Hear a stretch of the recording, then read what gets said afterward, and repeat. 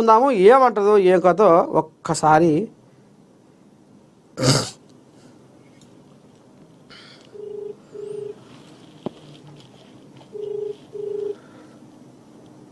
కేశిరావు form హౌస్లో క్షుద్ర పూజలు. పెద్ద మనిషి కూడా ముఖం మార్చుకొనే ఉండు. వామ్మ ఈమె ఫోనే లేవడతలేదు. ఎవడ ఉందిరు నాయన. శనార్థి ఓ తల్లి నమస్తే. జై తెలంగాణ. ఇవాళ మీరు మార్నింగ్ న్యూస్ లో ఉన్నారు తల్లి. జై తెలంగాణ అన్న మార్నింగ్ న్యూస్ లైవ్ లో ఉన్నారు తల్లి. ఏం చేయాలో ఇవాళ నేను మార్నింగ్ న్యూస్ చెప్పాలన్నా వద్దా? నాకు దుఃఖం వస్తుంది తల్లి, ఏడుపు వస్తుంది. అవి ఎందుకన్నా? ఏంటి పరిస్థితి? అయ్యో రామా, కేశిరావయ్య ఫామ్ హౌస్ లో క్షుద్ర పూజలు చేయించిందట. మంత్రకాలం పిలిపించి కేశిరావయ్య ఎర్రవల్లి ఫామ్ హౌస్ లో క్షుద్ర పూజలు చేయించిండట. ఎస్ఎల్బిసి కూలిపోవాలని. కోమటిరెడ్డి ఓ గుండె నిండా దుఃఖం నింపుకొని అక్కడ ఆయన ఏడుస్తున్నాడు, ఇక్కడ నేను ఏడుస్తున్నా. నిజమేనా తల్లి? దైవ పూజ తప్ప, మానవ సేవ తప్ప కేసీఆర్ కన్యం తెలియదు. అంతేనా? క్షుద్ర పూజలు అనేవి ఉంటావా అసలు? క్షుద్ర పూజలు అనేవి ఉంటావా? మరి కాళేశ్వరం మీద ఏ పూజలు చేయించిండ్రు? మేడిగడ్డ మీద ఏ పూజలు చేయించారు కాంగ్రెస్ వాళ్ళు? ఏం మాట్లాడుతున్నారు అసలు? మేడిగడ్డ 2 పిల్లలు కొంగడానికి కాంగ్రెస్ వాళ్ళు బాంబులు పెట్టిండ్రా? క్షుద్ర పూజలు చేయించిండ్రా? ఏంటి పరిస్థితి? ఏం మాట్లాడుతున్నారు అసలు? పెద్ద కోమటిరెడ్డి ఈ రకంగా మాట్లాడుతుందంటే ఇప్పుడు తెలంగాణ జనాలు ఏమనుకోవాలి? మరి ఎట్ట సంగతి, ఏం కథ? మరి నిజంగానే మీరు ఎస్ఎల్బిసి కూలిపోవాలని ఈ పని చేయించిర్రా? వీళ్ళ అభివృద్ధి చూస్తుంటే కేసీరావయ్య కండు ఓరుస్తలేవాట, బగ్గున మంతునే అట. ఏం చేసిరని అభివృద్ధి చూసి ఓర్వకపోవడానికి? అభివృద్ధి ఓర్వకపోవడం కాదు, అభినందిస్తారు అభివృద్ధి చేస్తే. ఆయన తెలంగాణ సాధించింది, చావు నోట్లో తలపెట్టి తెలంగాణ తీసుకొచ్చింది. తెలంగాణ అభివృద్ధి జరగాలని. పాలకులు శాశ్వతం కాదు, అభివృద్ధి జరుగుతూనే ఉండాలి. తెలంగాణ ప్రగతి పథంలో ఉండాలి. నిన్నే మొన్నటి వరకు కేసీఆర్ పాలనలో ఎలాంటి ప్రగతి సాధించింది, ఎంత ముందంజలో ఉన్నది, అన్ని రంగాల్లో కూడా సాగునీరు, తాగునీరు, విద్య, వైద్యము, ఉపాధి, సంక్షేమము ఒక్కటి కాదు కదా, అన్ని, వ్యవసాయము, అన్ని రంగాల్లో కూడా.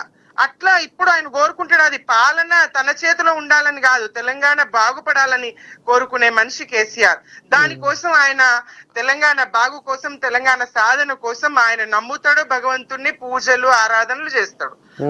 దానికి సంబంధించి యాగాలు, యజ్ఞ యాగాలు చేస్తాడు ఆయన. చిత్ర పూజలు కాదు ఆయన చేసేది. మొత్తానికి పెద్ద కోమటిరెడ్డి మాటలు తప్పే అంటవా? 100% తప్పన్నా. ఏం మాట్లాడుతున్నారు? పాలన చేతగాక ఈ అసమర్థ మాటలు తప్ప పాలన చేతగాని మాటలు ఇవి. ప్రజల్ని మళ్లించాలనే మాటలు ఇవి, దృష్టి మళ్లించాలనే మాటలు. నవ్వుకుంటారు, అసహించుకుంటారు ప్రజలు. కాళేశ్వరం నివేదిక వచ్చినాక అసలు బీఆర్ఎస్ వల్ల నోర్లు ఎందుకు మూతపడ్డాయి, కుట్లేసుకుర్రా, ఎందుకు మాట్లాడతలేరు అనేది కూడా ఎల్లబెడుతుడు తల్లి ఆయన. నివేదిక వచ్చిన తర్వాత నివేదికను మొత్తం బహిర్గతం చేయలేరు. అందులో అక్కడొక పేరా ఇక్కడొక పేరా తీసుకొని 650 పేజీల నివేదికను 50 పేజీల కుదించి దుర్మార్గంగా ఏం ప్రచారం చేస్తా ఉన్నారన్న వీళ్ళు. కాళేశ్వరం కూలింది కాదు, వీళ్ళ మెదళ్ళు కూలినాయి, వీళ్ళ ఆలోచనలు కూలినాయి. ప్రజల్ని తప్పుదోవ పట్టిస్తామనుకుంటే చెల్లై, ఇంకా వీళ్ళ ఆటలు చెల్లై. ప్రజలు ఎప్పుడు తప్పుదోవలో ఉండరు. ఒక్కసారి పొరపాటున తప్పుదారిన నడిచి ఎన్నుకున్నందుకు శిక్ష అనుభవిస్తున్నారు గత 20 నెలల నుంచి అన్ని వర్గాల ప్రజలు కూడా. విద్యార్థులు, రైతులు ఒక్కరు కాదు, నిరుద్యోగులు, సమస్త తెలంగాణ ప్రజానికం శిక్షను అనుభవిస్తా ఉన్నారు.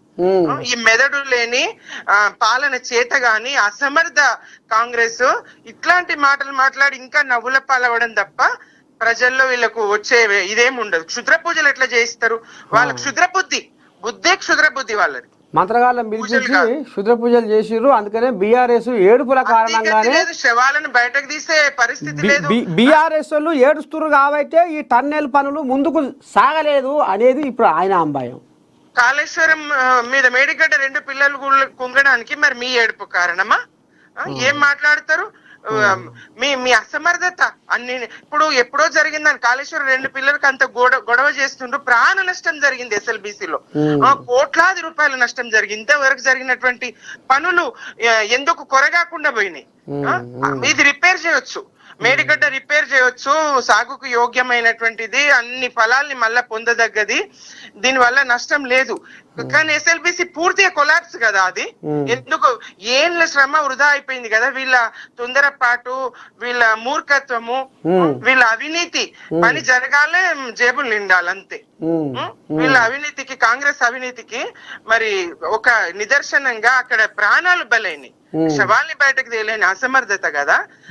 ఎందుకు కొరగాకుండా చేసిండ్రు కదా, ఏళ్ళ శ్రమని వృధా చేసిండ్రు కదా.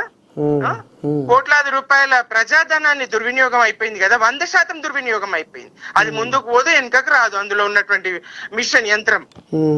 ఇక నాకు అనిపిస్తుంది, ఒరే కాంగ్రెస్ వాళ్ళు రైతు భరోసా ఇచ్చిరి, రుణమాఫీ చేసిరి, సన్న బియ్యం, భూభారత 60,000 పైగా ఉద్యోగాలు ఇచ్చిరి, ఆడోళ్లకు ఫ్రీ బస్, 500 రూపాయల గ్యాస్ బుడ్డాయ్, ఇవన్నీ ఇస్తుంటే నిజంగానే వీళ్ళ కళ్ళు వరుస్తలేవా? అందుకనే మంత్రాలు చేయించిరా? మరి ఏమన్నా ప్రభుత్వానికి ఏమైనా ఎసరు పెడదామనుకుంటురా? మంత్రకాలం పిలిపించి మంత్రాలు చేయించిరా అనేది పెద్ద కోమటిరెడ్డి అంటున్నా అనేది. నీకు ఫోన్ చేస్తే ఏమైనా ముచ్చట బయటకు వస్తుందేమని నీకు చేసిన తల్లి.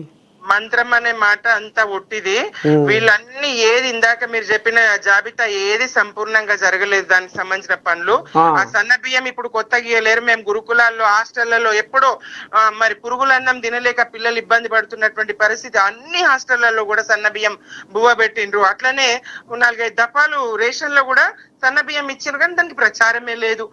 కేసీఆర్ ఏది చేసినా ప్రజలకు మేలు జరగాలనుకున్నాడు, కానీ దానికి సంబంధించి ప్రచారం జరగాలని అనుకోలేదు. గ్యాస్ ఎంత మందికి ఇస్తుండ్రు, కరెంట్ ఎంత మందికి అందింది, మరి ఏ రకంగా చూసినా ఒక్కటని కాదు, సంపూర్ణంగా ఈ పథకం అమలు జరిగింది అన్నది ఏదీ లేదు. దిక్కుమల్లె ప్రభుత్వం, దిక్కుమల్లె పాలన చేతగాని అసమర్థులు, ఇట్లాంటి నవ్విపోయే ఆరోపణలు ఇవి. ప్రజలు ఈసడించుకుంటారు, నవ్వుతారు. ఈ ఆరోపణలు బీఆర్ఎస్ గా ఖండిస్తా ఉన్నా నర్సన్న. సరే తల్లి, మొత్తానికి బీఆర్ఎస్ లీడరు మరి అమ్మ సుమిత్ర ఆనంద్ ఈ రకంగా ఆంబయం వెళ్ళబోసుకుంది మన మార్నింగ్ న్యూస్ లో. ఉంటా తల్లి, శరార్థి.